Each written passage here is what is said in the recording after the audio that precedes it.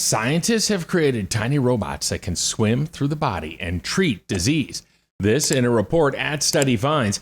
A team from Stanford has built what's being described as a transformer-style robot that can travel through the human body. And this tiny shape-shifting machine is inspired by the Japanese paper folding art of origami. The fingertip-sized robot is controlled by magnets and carries payloads of medicine directly to a tumor, blood clot, or infection. The Miller robot is set to revolutionize medicine, replacing pills or intravenous injections that can cause life-threatening side effects. It can crawl, spin, and swim to enter narrow spaces, dispensing drugs or investigating the inner workings of the body. The actuator provides untethered control for non-invasive operations, allowing for miniaturization. Remember that movie with, was it Dennis Quaid and Martin Short?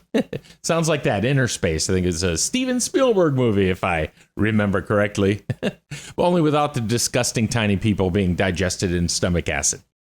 I digress. Corresponding author Dr. Ruik Zhao says the spinning-enabled wireless amphibious origami Miller robot is as agile as its name implies.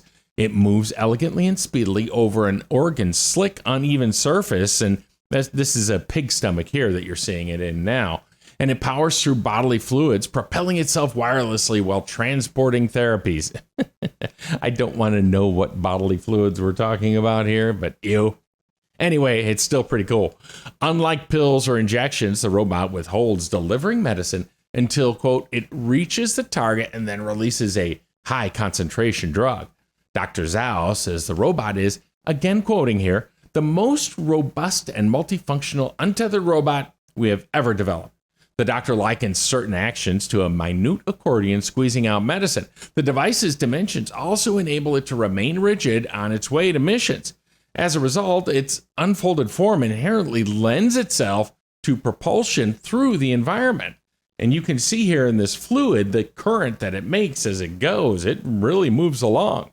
Check out more information on this and other studies by clicking the link in the description below and heading over to studyfinds.com.